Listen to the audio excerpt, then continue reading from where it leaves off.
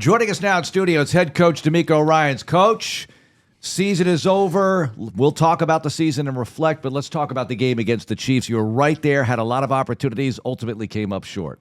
Yeah, thankful to be in this spot. Good game, right? Thought we went in confident, went in with a good game plan. Ultimately, we didn't make enough plays to win the game. That's what it came down to. We had our opportunities in all three phases. We had opportunities, right, to help the team, put the team in position to win.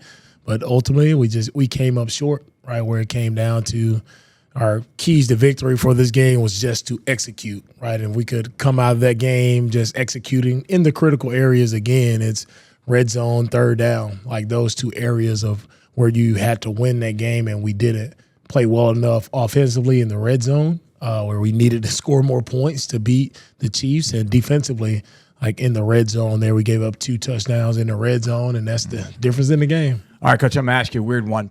I've tried to stay as busy as I possibly can, so I kind of keep things like out of my head, you know, because as soon as I stop for a second, I think about the game, I think kind of the same things. Is it kind of like that for you, kind of some frustration that like when you start to think about what happened?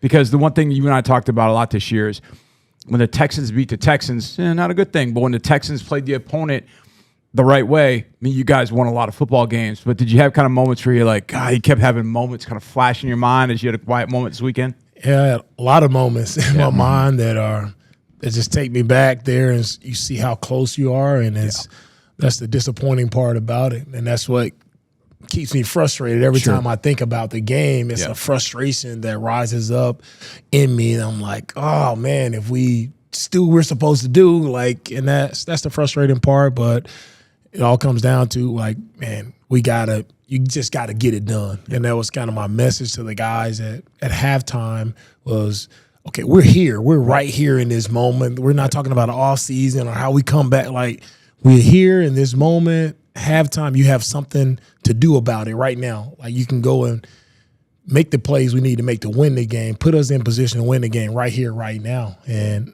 just to not get it done, that's the disappointing part when we had our opportunity. And after the half, you were down 13-3 at one point. After the half, you're down 7. You have that drive. And that drive enables you to put Joe Mixon in the end zone. I know you missed the extra point, but you battled back nicely right there. It was hard to get over the hill to get to the other side. Yeah, I mean, came out of the half and we did an outstanding drive, right? Whatever we needed to get it done, like that's how you want to see us look, right? Running the ball, CJ making plays, throwing, scrambling. Like, man, you talk about an impressive drive, and it's kind of that's what you need to do versus the Chiefs. You got to keep Patrick on the sideline, and that was what we needed to do, eat clock, score, finish with points. But we needed to come back and do it again. We needed to get more stops defensively. Like, we needed another drive, and we just didn't get that drive, and we weren't able to get in the end zone again. Yeah, it was tough from that standpoint. But, Coach, when you go down 13-3, you have the ball, and then you also get it at the start of the second quarter. Now, you and I talked at halftime about this. Getting that field goal right before the half to respond. I mean, obviously they had scored a touchdown, but you needed to respond at that point, and you did, and kind of hit that big field goal. Did you feel like that gave you a little bit of momentum to get into that big drive in the third quarter, which I would argue that third quarter drive was maybe the best one you had all year because you overcame a number of things as well on that drive. But getting that 3 right before the half, how important was that one to make sure you got back within a score before half? That was huge for us. That's strategically, that's what you want to do. Like, you want to finish with the ball or finish with points going into halftime, and we did that. We were able to get the field goal, and then, you know, that's why you kind of defer kickoff so you can get the ball coming out of halftime and you can go down and add more points, right? That's where you try to lap your opponent, and we did that. Like, we were able to do that, put us in the game, and that's exactly how you want to drive the look. That's exactly how you want to finish the half. Of course, you want touchdowns. You want to finish with 7, but ultimately, you got to score more points to beat the Chiefs. Well, at the end of the day, you look at Mahomes threw for under 200 yards. You were able to really slow down their running game a lot. Was that a big key in keeping things close? Yeah, I mean, you look at it, I mean, on the defensive side, I thought, you know, credit to our defensive line. They executed the game plan flawlessly. Like, we needed them to stop the run, which we did that with those guys, and we needed to keep Mahomes in the pocket, I think, all for like 1 or 2 times he maybe got out, but it wasn't There weren't plays that really hurt us. We still had an opportunity to come out and finish, but those guys did a really nice job of not allowing him to, as we talked about last week, escape through the interior A and B gaps, and they did that, forced him to go to the sideline. But those guys played really well the entire game. For your defense coach, you had a number of young guys, a number of guys playing their first divisional playoff game, in some cases some playing their first playoff game in general. What do you think this experience was for them going forward? Guys like Kamari, guys like Kalen, playing that first game, in Kansas City in that kind of pressure environment. They played a lot of big games. They played in big college games. But there's something different about divisional playoff games. What do you think they kind of gained out of that moment being young players? Yeah, I really liked how our young players showed up. Kamari, Kalen, they were locked in. Yeah. They were locked in. They got their job done. They were where they're supposed to be. Credit to those guys. They didn't blink in the moment. They were ready. They were prepared, and they played really well for us. So I think, they were hurt after the game, as should be, but they understand what it takes to get to that next level. It's all 11 guys being on the same page all the time, dialed in from snap to whistle. Every single snap is important when you're playing in a game of that magnitude. There can't be, the mental mistakes and things that happen that hurt yourself. So those guys knew that, and I'm really pleased with how Kalen, Kamari, our young guys, all our young guys, the way they played. Coach, I know you don't want to see all the sacks, but the passing game in general, as you threw the ball effectively for much of the night, and we know how banged up you are at receiver and who's not playing, and who knows what the guys who are playing have and what they're nursing injury-wise and all that. But what about that facet of the game? Yeah, I thought CJ, man, he competed. He competed. He brought all the intensity, the energy that we needed from him. He brought that, right? And we just needed to do a better job around him. It wasn't good enough from when it came to a protecting standpoint, or guys, just getting open, beating man coverage. They play sticky in coverage. Credit to the Chiefs. They've had some sticky coverages, double Nico a lot, where you're counting on other guys to step up and make plays. I couldn't be more proud of Hutch. What a game he had. He stepped up big time for us, made some clutch catches, some really nice plays. Just you see the competitive nature that Hutch has, which he's shown that all throughout the year. But in one of our biggest games, he stepped up and probably had his best game of the year. But just overall, we just needed to make some more plays, and we still had some negative plays there that kind of put us behind in some longer yardage situations where we had to kind of climb out of the hole again. Marc and I talked about this throughout the week, Coach. We talk about the running game, and we always kind of come up with, okay, how many points is it going to take to win the game? How many rushing yards you think it's going to take? And we both were like, man, if we could get to 125, we would feel pretty good about 125. And it felt like we got to 125, I think, at the end of that third quarter drive. And it wasn't, Joe making something happen when it's not there. It was holes developing, guys up front. It felt like you were kind of winning the physical battle. Joe was able to slice through there. Damian one time. What was really kind of happening with the run game? So think about the O-line this year.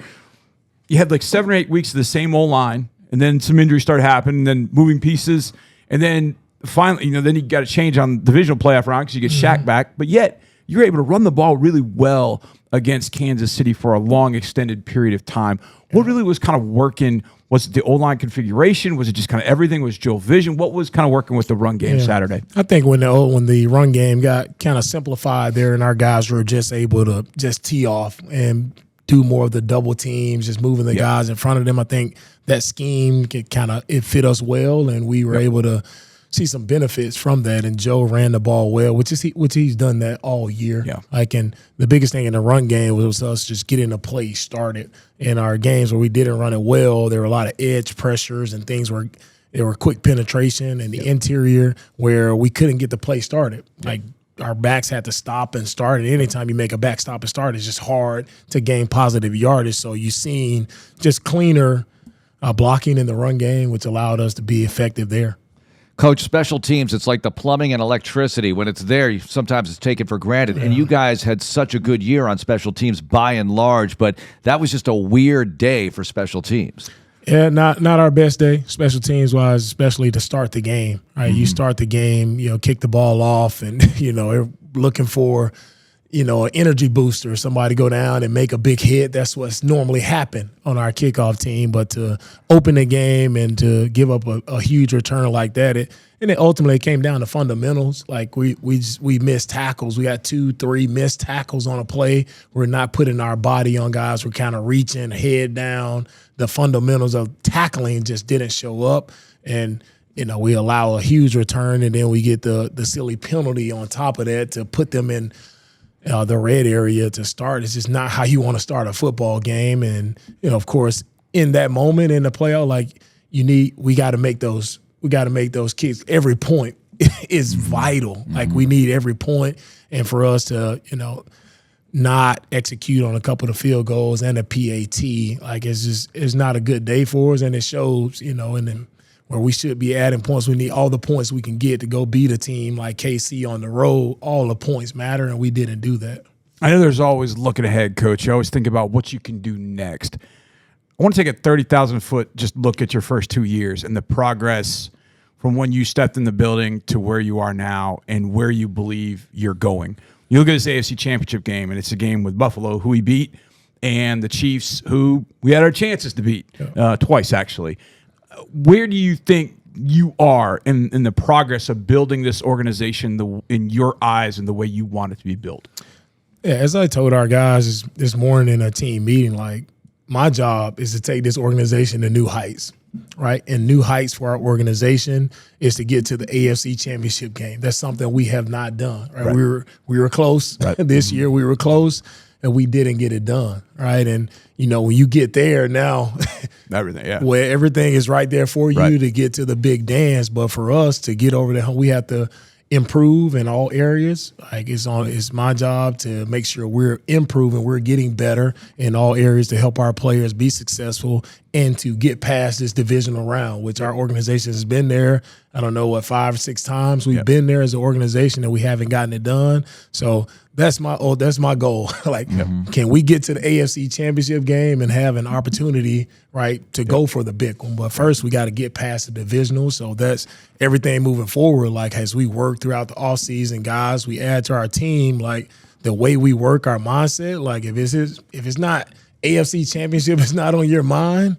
Like then I don't know what you're working for. Why are you here? So that's my mindset moving forward. Yeah, we've had 2 good seasons. Everybody wants to say, but man, I'm a competitor. I'm here to win, and that's all I think about. We put a lot of time, a lot of effort, a lot of dedication into this, and it's only for me to win, and that's what I'm about. So, Coach, between restricted and unrestricted free agents, it's a couple of dozen guys here. It's like half the 53-man roster almost. How do you go about assessing, all right, who do we want to go after? Who do we want to sign? You and Nick sit down. How do you go about this the next few weeks? Yeah, me and Nick will sit down. We'll go through, first off, we start with our free agents, go through it and, see which guys we want to bring back. And if they have an interest in coming back as well, it has to work both ways. Then we also look at the pool of free agents from the entire league and see, where can we, add a guy to improve our roster. And that's really from now until the start of next season. It's myself and Nick working together to how do we improve our roster? How do we get better? What players can we add to make our roster better? And that'll be our focus. It's a fun focus. You kind of, divvy from game planning to now it's player acquisition mode. And now my scouting eyes are on, and I'm looking forward to adding the right guys who have the right mindset, that swarm mentality. That's what we need. Like guys have that right mindset and has that special work ethic. If we get those guys in, then we know they can help us. The other part of it, Coach, is in the business of sports and being a coach's kid. I know how this one goes about coaches you retain, coaches you don't, coaches retire, coaches move on, they take different jobs. Now you got – and I would imagine there's probably some excitement to that there might be some new people that bring in new ideas, new blood, all that kind of stuff. But how difficult is that aspect of it, this group of coaches that you work so closely with, that you will have some changes no matter what happens, no matter how good it is. There will be guys that move on. There will be guys that come in. How tough is that part of it to kind of build that aspect as well? Yeah, it's always tough, John. I tell our team, like coaches, players, staff, like every year I've been in the NFL, almost 20 years now, like it's never stayed the same. Exactly. Like there's always changes that happen. And so with that, it's like when I go into a year, like I'm pouring every single thing I have into that year with that team because this is our one chance with this team. Like next year it'll be different. Right. Same with coaches, players, staff, like it'll change. It'll be different. There'll be new people here and we'll hit reset and, go on our journey with 2025. Yep. What is today like when you're having those final meetings with players into the offseason? And do you do every single one or do you delegate with the staff? How does all that work, Coach? Yeah, we call exit meetings with our guys. So I start with a team meeting, like just saying, my final thoughts on the season and how it ended, really thanking our guys, for the effort and the work that they put in throughout the year. And then we'll have our guys break out and they meet with their position coaches. There are a good number of guys that I meet with personally in my office. I've been going back and forth talking to a lot of guys about a lot of different things. And the main thing I want to implore to all of our young guys, especially our rookies, it's like, how do you attack this offseason? Right? It's very important how you attack the offseason because this will be the first time that our rookies, like they have a lot of time, a lot of free time on their hands. And like, how do you feel that? How do you structure it the right way? So it's just encouraging a lot of our guys to make sure, they're here taking advantage of the opportunity they have to work out here with our strength staff, to be here with our nutrition, like utilizing the resources that we have for our guys. Just want to make sure they take advantage of that. All right, we care about a lot of people in this building, but we care about you almost more than anybody else. What about you getting away, kind of just mentally, physically, just stepping away from everything and having a break to get, once we get back to, the real grind of this, once we get back to the combine and all that stuff, you getting away? Are you going to get kind of some rest and kind of a breakaway?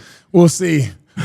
Four babies at home, not a lot of rest to be. But I'll get away. That's a different kind of rest. That's a different kind for sure. But no, I'll take my time to just recharge, reset, and still a lot of decisions and things that have to be made here and there. If you're never really off, always working, but definitely take the time to just reflect and also recover and reset as well because I need it. Couple of reflection questions here. Oh, boy. This season, I know it's still fresh from what happened Saturday, but you look back, you won the division, 10 wins, you won a playoff game. You look at it, you're in the Final Four of the AFC. Again, it's awesome. So is there a moment or a sequence of events this season that will really stand out to you, Coach, other than the postseason, the regular season, getting back-to-back AFC South championships? Is there anything in that mix that really stands out? I think just a couple games that stand out. I think like the game versus the Bears, that Sunday night game, the early one for early in the year. Like seeing our guys, the way they played, it was really cool to watch that game, beating Buffalo here at home on Kaimi's, final second kick there, seeing how excited our guys were and being able to win the division, but sitting at home watching watching the game on the couch with my family, being able to win the division that way. A lot less hectic than our first year having to win a division on the road in Indy. So, man, it's a lot of proud moments that I've seen throughout the year. And, I think probably the most proud is just seeing, how many different guys, different lineups we had and seeing different guys step in at different moments of the year and just go play well. Like we never made excuses for injuries or this guy being out suspended or that. It was no excuses, no explanations. Guys just grinded. Guys worked hard all throughout the year.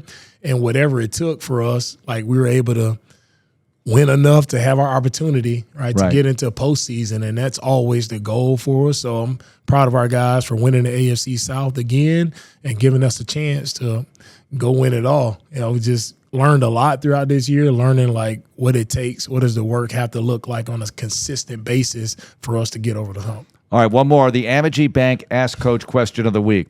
You have some Pro Bowlers, and you've played in Pro Bowls. In fact, I remember you in 2009, Coach, in Miami. You were hitting people very hard in that Pro Bowl. Did you not get the memo that it's the Pro Bowl? You were playing pretty intense in that game. Anytime that ball is snapped, man, I just know one speed. Like, go play hard, play fast. How would you like to be in these Pro Bowl games? You know, all the skills competitions and stuff like that. I know it's coming. No, I mean, I'll let them have that now. They'll have a lot of fun. Talked to Stingley today, and, you know, he's going to go down the lane. I said, Sting, have fun in the dodgeball. So he might be good at that. Flag football. Just be careful out there. But no, it'll be fun. I think it'll be full of fanfare. It'll be excited. You know, exciting time, especially for Sting. You know, getting this first one. I'm happy for him. Happy to sit at home and watch him play dodgeball. Outstanding, Coach. Thanks a lot for all the visits all season long. We appreciate it. Thank you guys all year making this. Definitely enjoyment, pleasure to do. No matter what happened throughout the week, really appreciate you guys and the work you guys put in. Thanks a lot. You're the best. Thank you. All right.